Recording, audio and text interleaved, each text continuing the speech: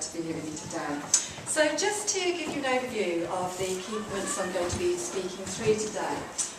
In my introduction, I'm going to be explaining my two entwined but still different approaches that I'm going to be taking in terms of reading Down syndrome in literature. I'm posing the question, is Down syndrome a feminist issue? Which the short answer is yes, it is. But that's going to lead in to me talking a little bit about historical constructions of Down syndrome, so thinking about the gendering of early Victorian medical narratives of Down syndrome.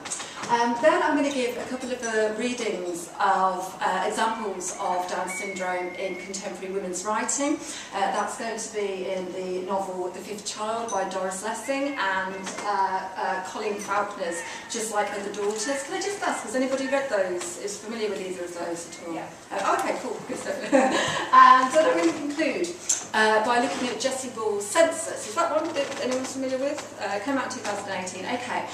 Thinking about an alternative future for representing Down syndrome. So the two approaches then that I'm kind of taking to this project. Firstly, I want to think about the politics of representation when it comes to Down syndrome.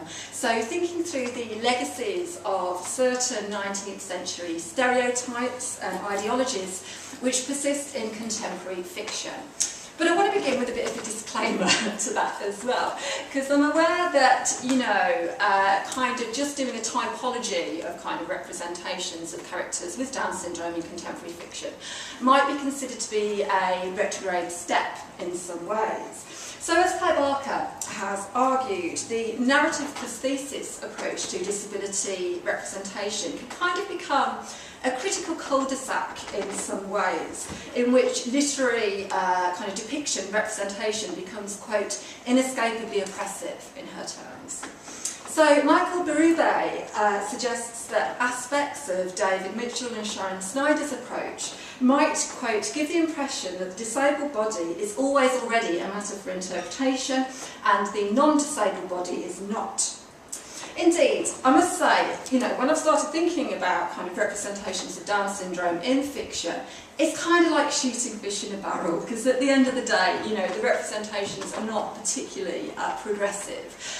Put simply, they tend to be patronising, marginalising, infantilising, and just generally othering. Okay. But having said all of that, it's worth noting that aside from Sarah Knape's excellent PhD thesis on the topic, there's been very little work done actually on literary representations of Down syndrome. So one strand of my analysis today, in my kind of broader project I'm doing around this, is seeking to kind of address that dearth of kind of critical attention. So there are certain discursive constructions of Down syndrome established in the Victorian era which continue to be reiterated in contemporary fiction. So for reasons I'll explain in a moment, the approach that I'm taking in the first part of my paper is to demonstrate how ideologies of gender and sexuality inform a kind of script of Down syndrome which becomes consolidated in contemporary fiction. So I'm taking a feminist disability studies approach, which is seeking to elucidate how we're still dealing with the legacies of the past when we're dealing with the imagined present and indeed the future of people with Down syndrome as well. However, that brings me on to the other dimension of my project, the second strand, if you will. So I want to explore how aesthetic experimentation in fiction can offer perhaps a more complex context for analysing the politics of representation when we think about the future of characters with Down syndrome in fiction. So here I'm inspired by Michael Berube's work on the function of intellectual disability in literature. So he suggests, and I quote here, intellectual disability warps the fabric of the text itself, producing disabling effects in readers' comprehension of the narrative. So, put another way, could there be ways of interpreting the construction of Down syndrome in certain novels which are deploying narrative devices which destabilise boundaries between the self the assumed reader of the novel who doesn't have Down syndrome, and the other, the characters who have Down syndrome in the text. Okay, so moving on to my first section, thinking about Down syndrome as a feminist issue. Right, so last year, in 2018, non-invasive prenatal testing was being rolled out on the NHS. Now, at the moment, before that, non-invasive prenatal testing via blood test was 85 to 90% accurate in terms of detecting whether a fetus had Down syndrome. And furthermore, there's quite a high possibility of false positive result with that. Now, there's invasive tests such as the amniocentesis. They're definitive, but they occur later on in pregnancy, and they run the risk of miscarriage. So this new test is 99% accurate, and it carries no risks to mother or child. Well, so you might have seen the documentary on the BBC, which was screened a couple of years ago with the actor Sally Phillips. And she was talking about her son, Ollie, who has Down syndrome. And she was taking issue with the medical information which women receive on getting a positive test result, which kind of influences their decision as to whether they're going to terminate a pregnancy or not if there's a positive test for Down syndrome. So it's worth noting here that even now, 90% of pregnancies where there is a positive result for Down syndrome do tend to be terminated. So Phillips's documentary received a very positive response from the disability rights community, but there was rather more mixed feedback from the popular media on the topic. And let me just give you an example of this. So Frances Ryan, a journalist writing in The Guardian, she engaged with the social and gendered economic and gendered inequalities which impact upon the decision women might make about terminating a pregnancy when Down syndrome is detected. So she, in this article, identified the ways in which anti-choice groups hijack disability, is the term she used, generally as a way to reduce women's reproductive rights, and I'm quoting there. And she also highlighted Phillips's own economic privilege, which affords her access to assistance and support when, kind of working with her son. So this media kind of commentary, just a little example of it, highlights the extent to which a cornerstone of feminist thought and activism, women's reproductive rights, might not always be compatible with disability rights. So Ryan, as I said, acknowledges that broader social and economic factors, such as diminishing state support for people with disabilities, impact upon women's choice when it comes to thinking about termination. And I do think that Ryan is quite perceptive in her analysis of the gender politics which inform cultural representations of women who have to make a choice about termination. So this is quoting from her now. Having a disabled child is said to be a tragedy or an inconvenience that should be always avoided, while women who do choose to abort a fetus with abnormalities are vilified as shallow and selfish. Yet it's always this latter figure, the woman who chooses termination, who is positioned as the linchpin of feminist politics in her ensuing commentary.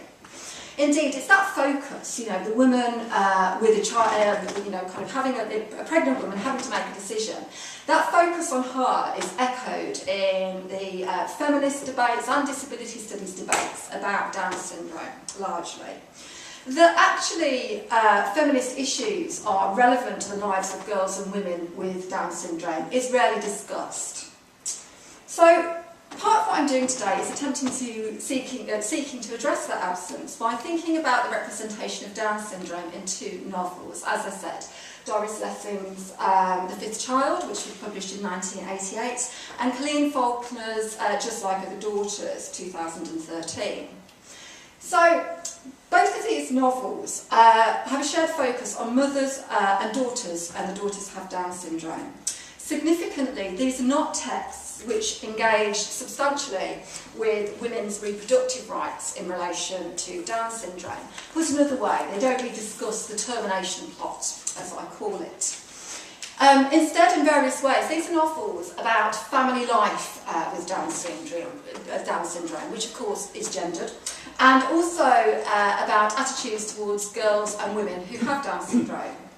Now, there are certainly feminist issues raised by both, but I'm going to argue that these examples of contemporary women's writing are still very much hindered by ableist ideologies when it comes to thinking about women with Down syndrome and how they might be accorded feminist rights and agency.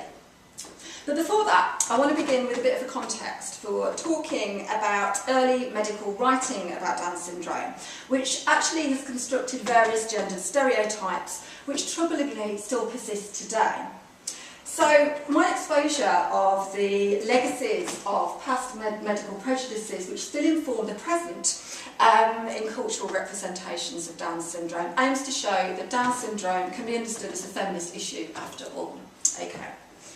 So, a bit of historical context. So trisomy 21, more commonly referred to as Down syndrome, is a genetic condition caused by a full or partial copy of the 21st chromosome.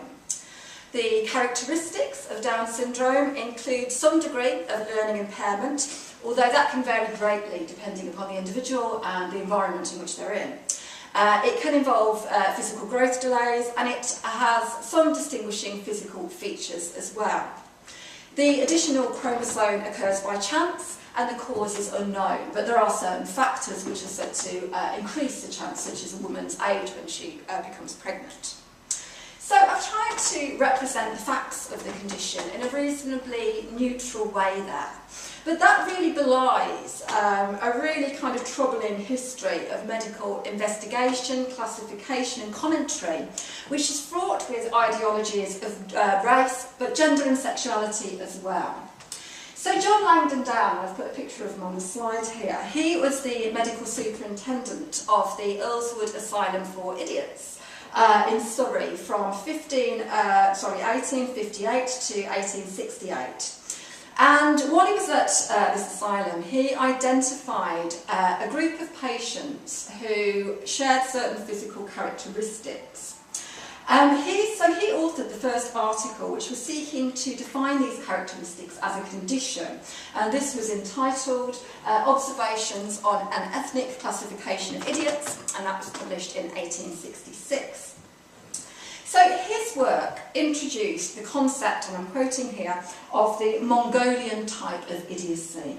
And obviously this classification is based on the pseudoscientific racism of degeneration theory. After Langdon Down's initial publication, more work in a similar vein was to follow. So John Fraser and Arthur Mitchell, their study, which was called Kalmuck Idiocy, which was published in 1876, is comparable to Down's initial study in the sense that it invokes the term Kalmuck, which is another name for people of Mongolian heritage. And so Fraser's and Mitchell's work also follows that same racially linked theory of degeneration. So Kalmuck Idiocy, this book, it features an individual case study of a woman, which is done by Fraser, and more general notes on a collection of case studies by Mitchell. So it's Fraser's case study that I want to focus on now. This tells the story of a woman named Elizabeth Meldrum, aged 40, who was from Fife and was admitted to the asylum where Fraser was working at on the 18th of February 1875. And she died just a matter of weeks later on the 29th of March of the same year. So Fraser introduces Meldrum in the following way. He says, quote, "She was an illegitimate child. Her mother, who died sometime before the patient's admission to the asylum, is said to have suffered remorse and mental pain during her pregnancy, and to have expiated her sin by constant and affectionate care of her unfortunate offspring." So another pseudo-scientific medical concept in circulation still in the 19th century, even into the early 20th century, is that of maternal impression, which I'm sure some of you would have heard of before. So this theory, maternal impression, suggests that the mother of a child with some sort of unusual appearance at birth must have experienced something during her pregnancy to make this happen. So the development of the child under this kind of theory could be influenced by a whole manner of things, from food cravings in pregnancy to the fears and desires of the mother, and that's in Rachel Adams' terms, I'm quoting from her there. So maternal impression clearly has ideological consequences. It's the mother's responsibility to protect her child, herself and her child, from dangerous influences during the pregnancy. So, following this logic, if a child is born with a physical anomaly, some sort of unusuality in some way, it's due to poor maternal care and implicitly the mother's fault. So, as Rachel Adams has noted, such theories place the blame for unusual anatomies with the mother. Quote, it was a way of policing women by threatening that their crimes would become visible for all to see. So, I suggest that this concept is actually clearly at work in Fraser's account, talking about Meldrum's illegitimacy. The mother, in his terms, has committed a sin, and the remorse and, quote, mental pain might have affected the development of her child. So he places some kind of emphasis on the maternal care that the mother gives Elizabeth, which is poignant, I suppose, but that too is clouded by the moral judgment the doctor is making upon this woman's sin. So the brief details we have about Elizabeth's personality seem to insinuate an ongoing legacy of the mother's moral conduct as well. So Fraser remarks, and I quote, "She had no sense of modesty and her habits were dirty." In his terms, this isn't to suggest that Elizabeth's personality is without merit. He comments further, quote, "Her chief characteristic was an affectionate disposition.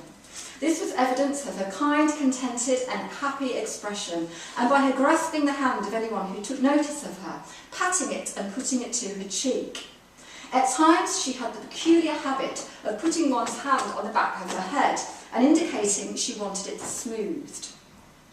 So Elizabeth Meldrum's kindness is presumably a virtue, considering Victorian expectations of femininity, yet her happiness is implicitly being couched as incongruous here, considering her situation.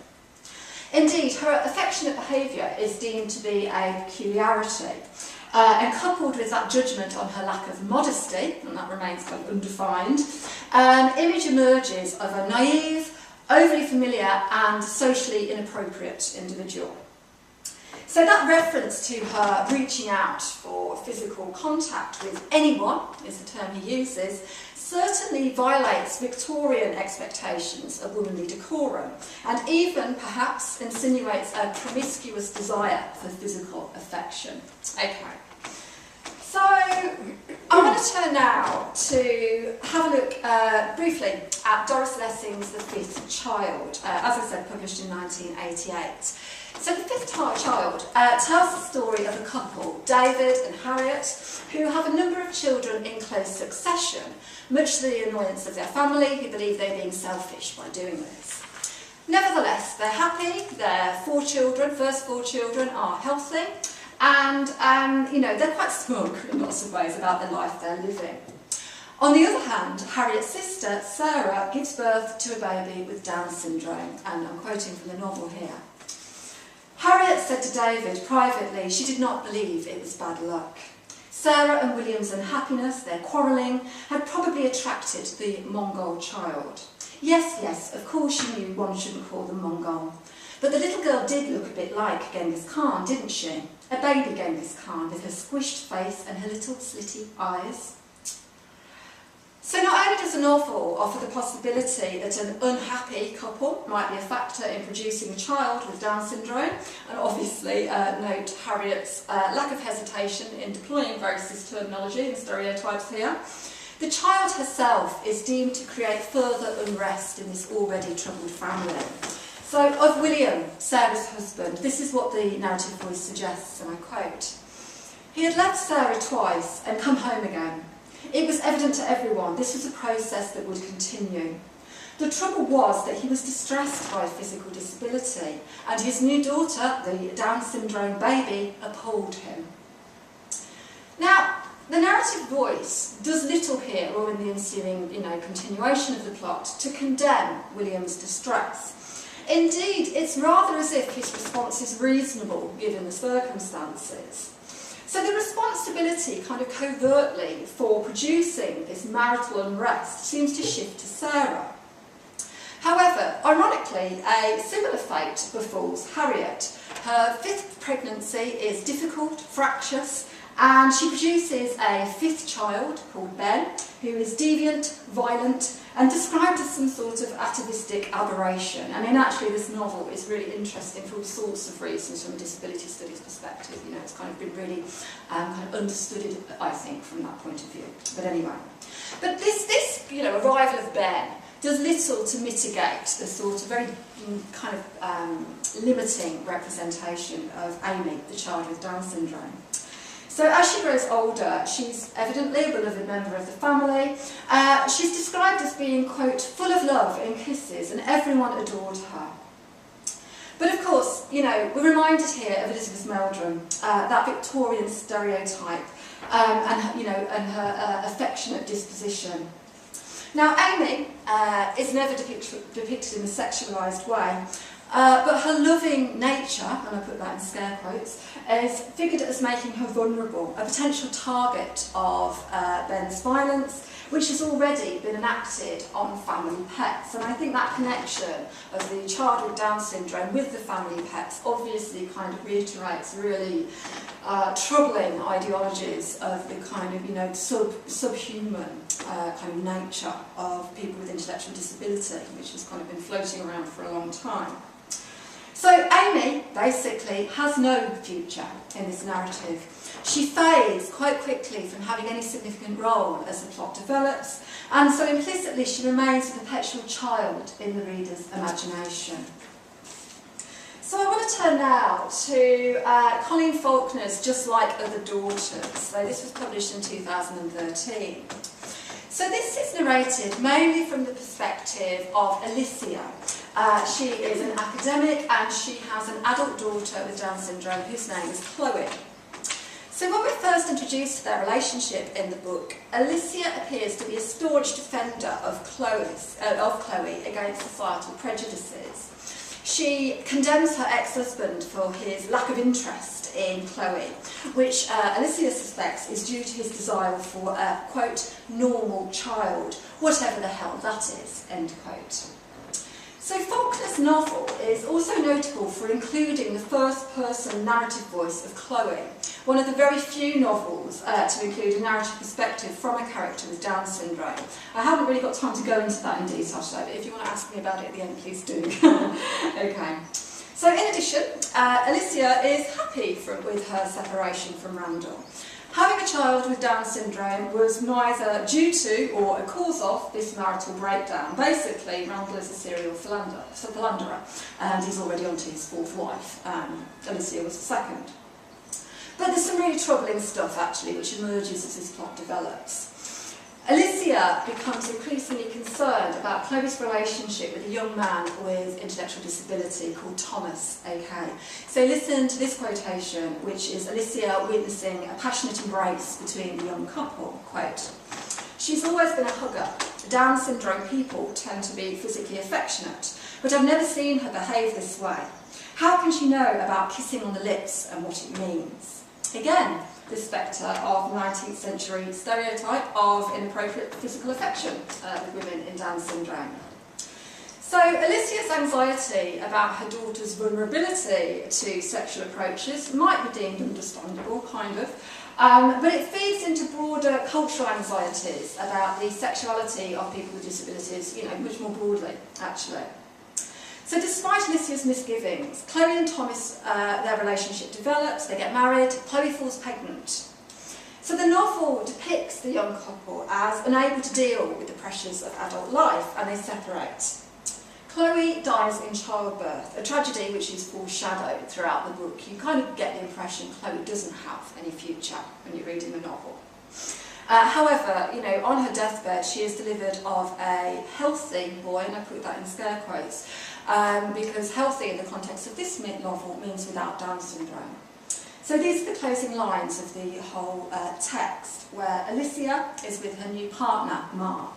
Quote, "Mark rocks Adam gently and the baby sucks on the pacifier, looking up at me with those big blue eyes, Chloe's eyes. I can do this," I whisper, smiling through my tears as I lean to brush my lips against Adam's soft cheek. Mark switches Adam to one arm and puts the other around my shoulders, hugging me against him. He kisses the top of my head. "We can do this." In my view, such conclusion has deeply dubious implications. Alicia's maternal fears, should that be impressions, have been vindicated. Even in fiction, the prospect of a woman with Down syndrome being a mother cannot reach fruition. Instead, Chloe has been removed from the plot, and Alicia has actually conveniently taken her place with a new normal, quotes, family unit without the complication of disability. Put another way, ableist anxieties have triumphed, and have been vindicated, and the future of the normal triumphs. So I want to move on now to what I hope is a very different way of representing and reading Down syndrome in contemporary fiction. So here I'm interested in the ways in which the literary devices of Jessie Ball's Census, which was published in 2018, might offer an alternative construction of Down syndrome, which kind of perhaps is more optimistic. We'll see. I'll see what people think about it. So first of all, the title of the book, and in some ways the novel's overarching metaphor, the census. So a census, in the broadest definition, is an official count or survey of the population. Now, due to the landscape of Ball's novel, we assume that this narrative is set in the US. So it's worth noting here, the US Census was inaugurated in 1790. Okay. So whilst the census is, of course, a population count, it's also a means of gathering statistics and data about the inhabitants of a geographical district. So Leonard J. Davies, although he doesn't explicitly mention censuses in his work on the discursive construction of the normal and of course the abnormal in the 19th century, it's not so far removed to imagine that census data might have been understood as material for establishing such categories. So just a reminder of what Davies says about this.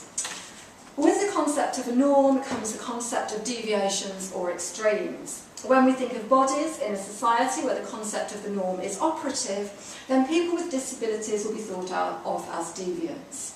Indeed, look at this next question on the slide, which is from the US Census of 1850, which seems to make such ideologies clear. Okay, so question number 13. Is the person deaf, dumb, blind, insane, idiotic, pauper, or convict? So it's notable, isn't it, that various categories of impairment, physical and cognitive, become conflated with social deviance here.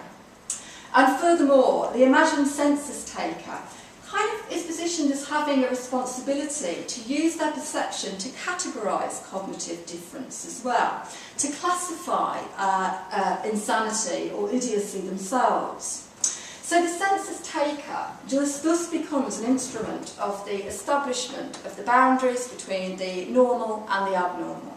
Okay, so that is not an auspicious context for thinking about Jessie Ball's novel. Okay, so Ball's novel is narrated by a dying man. He's a former doctor who trains as a census taker, and he takes his son, who has Down syndrome, on a road trip across the country.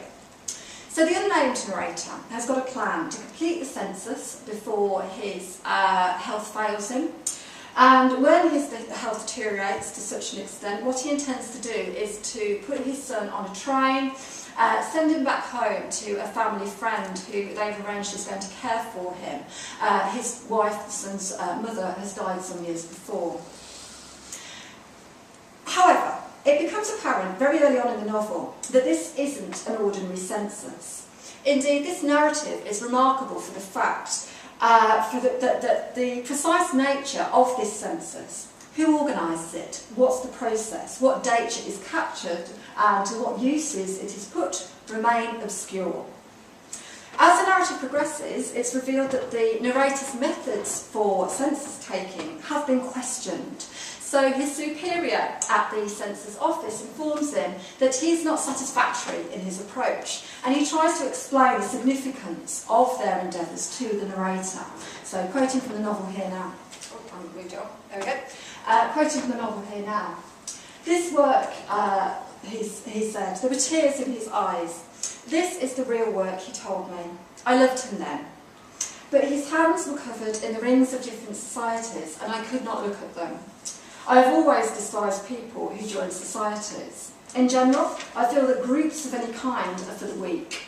The need for consensus is the most disgusting and pathetic aspect of our human world.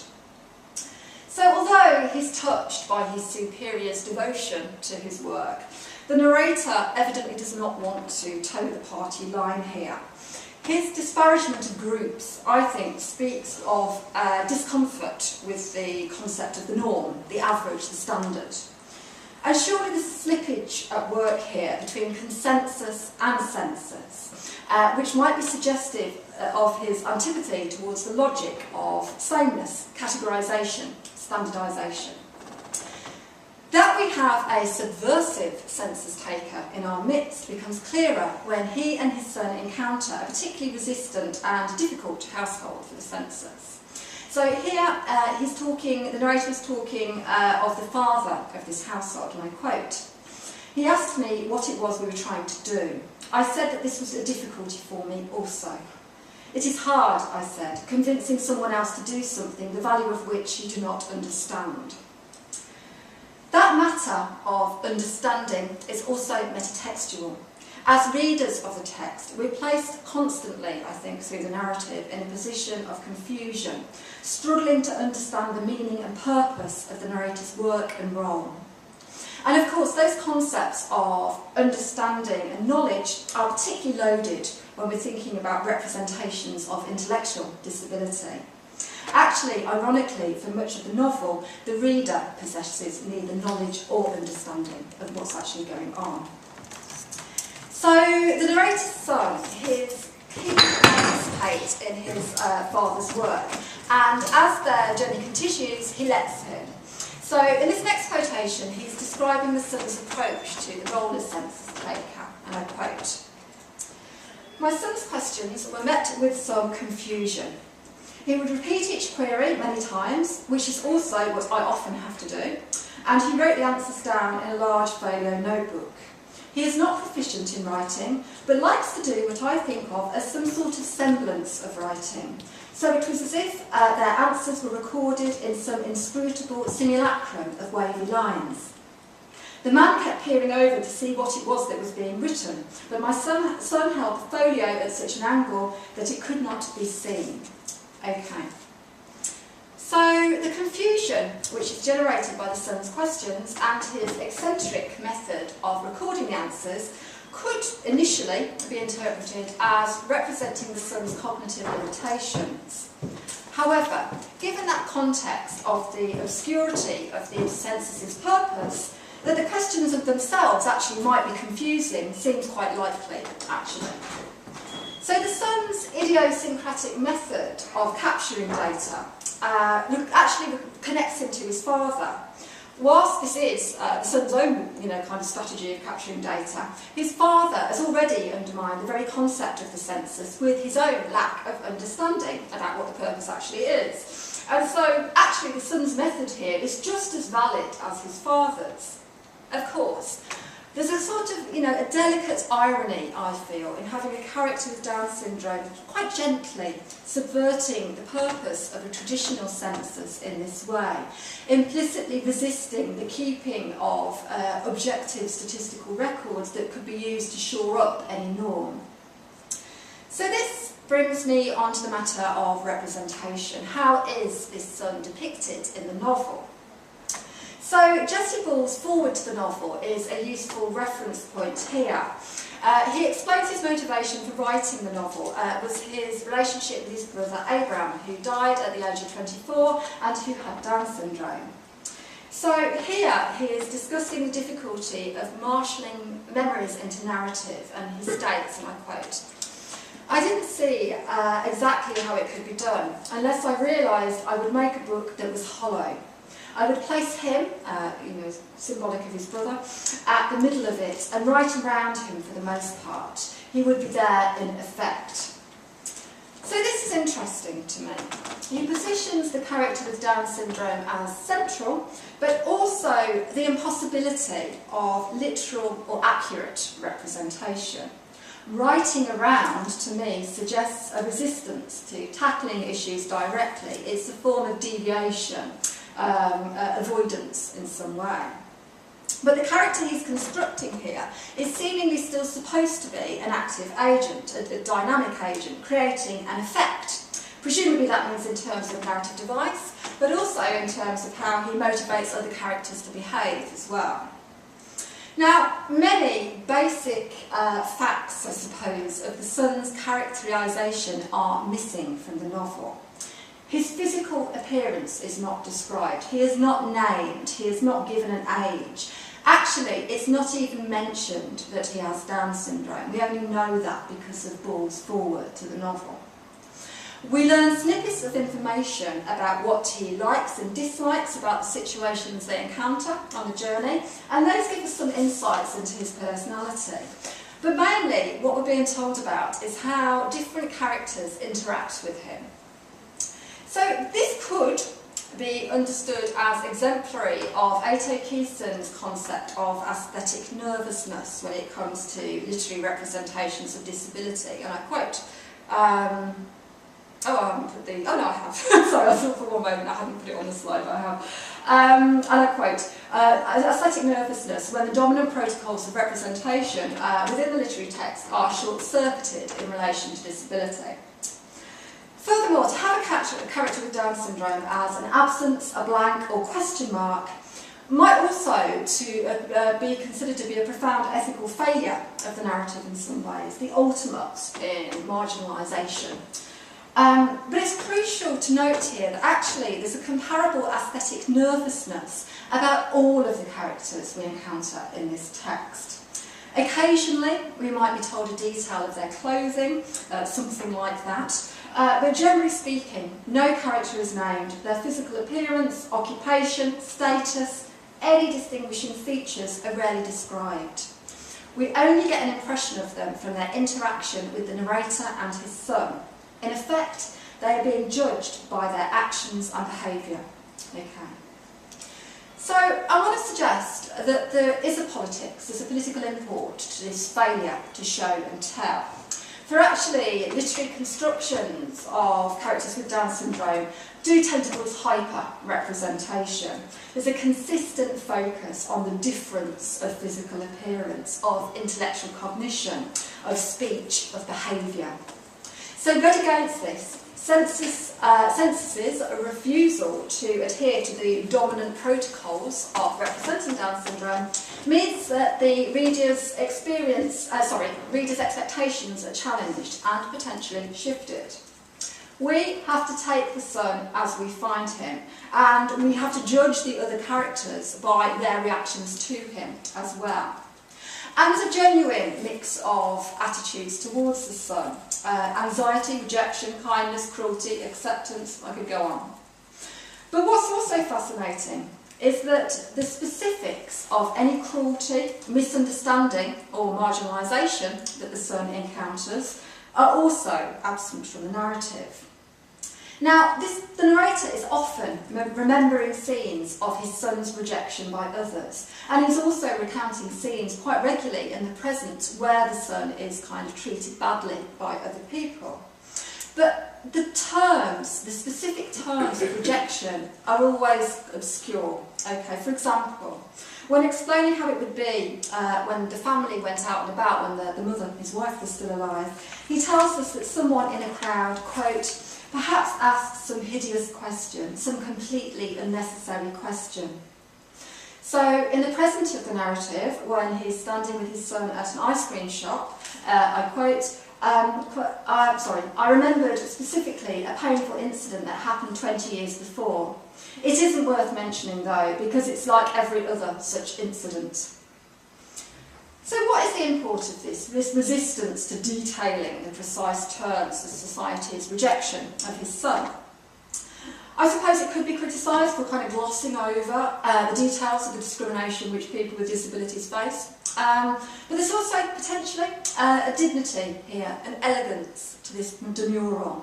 The narrator and the text itself will not participate in the recirculation of hateful terms. What we experience instead is the feeling, okay, the affect of the exchange, the rawness of the emotion it creates. This lack of definition of the abuse the son receives also actually makes that abuse incomprehensible to us as well. Okay. So the final matter of what is understood, what might be comprehended in this narrative, comes in the final section of the novel. So the narrator's health has declined to such an extent he decides it's time for his son to leave him, and he watches his son leave on the train. Okay.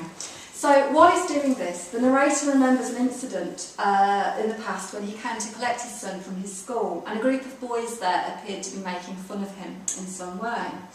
Of course, we don't hear the specifics of that encounter, but the narrator explains, quote, "There is so much that was terrible, and of it I can never say how much of it he felt." This introduces, albeit very late in the day, another facet of the politics of representing Down syndrome in this novel. Who tells the story and the limitations of the narrator's perceptions? For much of the narrative, we've been kind of seduced by the narrator's generous worldview and his devotion to his son, and the personality of the son as well, which is hinted at. Thoughtful, reflective, sensitive. It's also highly likeable. You like these people that you meet in the narrative. But this makes us ponder, perhaps his perceptions of his son and the way in which he's related these to us is just as partial, just as subjective, perhaps even just as faulty as the strange reappropriation of the census that he's been doing throughout the text. We have never heard the son's narrative voice in this novel, either in reported speech or directly. So the narrator's sudden acknowledgement of what he doesn't know about his son's feelings might be interpreted as compounding the alienation, the social marginalisation that the son has frequently experienced through his life. I haven't got any answer to this. There's no easy answer to it, and this narrator's admission, I think, remains ambivalent. Okay, so in conclusion now, I just want to say a few words about how the novel deals with the son's future. So the narrator has remained confident throughout the story that his son is going to be cared for by the family friend and that the process of him returning home is going to run smoothly. Yet, as his health fails further, and his son has already left by then, he imagines a more sinister scenario. A man who, quote, would wear an unkempt beard, go about in pyjamas. He imagines homelessness and a lonely death, quote, perhaps a mattress, perhaps a stairwell. So he's thinking of his son's future here. So that's a complex moment in the narration. Considering so far this has been the most explicit articulation of his imagined future for his son, it's a bleak, it's a depressing vision. It speaks, as I've said, of marginalisation, otherness, a sad death, all of those stereotypes of adults with intellectual disability. Yet at the same time, we've got to remember that these are the fears and anxieties of a dying man. They actually bear no relationship to the impression we've got of the son throughout the entire narrative. So actually, a different future for the son emerges in the final passage of the novel. Quote, "And now there is a future, his and not mine. I imagine it all, but somehow in my mind I do not picture his return. He will go somewhere else, somewhere farther." Now, so here he imagines his son actually, being on the train, but not returning back to the family friend. What he imagines instead is the son changing trains, befriending the conductor, travelling onwards, finding companionship, comfort, interest. Now, the symbolic end of this journey is death, actually, but it's not stated as such. So he imagines, the son leaving the train at his final destination, helped by the conductor, and being met at this last station. So I'm quoting the final paragraph of the novel here in its entirety. Someone will be waiting in a car and will run to him. It will be perhaps my father, or my mother, or my wife. They will know each other. No one knows anyone like this. So well will they be acquainted, so deeply. They will leap into each other's arms. They will climb together into the car in their joy and ride a short way over green banks. And as they ride, they will approach a house, the house where I was born, or the house where she, my wife, was born. It will be her parents there, or mine, or perhaps even I will be there. The car will arrive at the house, and such a gladness will reign, I can't even speak of it. My son will dash to each person and be received, and he will tell them all of his journey. He, who will be the only one remaining, his, the true census. He whose eyes have seen all, whose heart has felt all.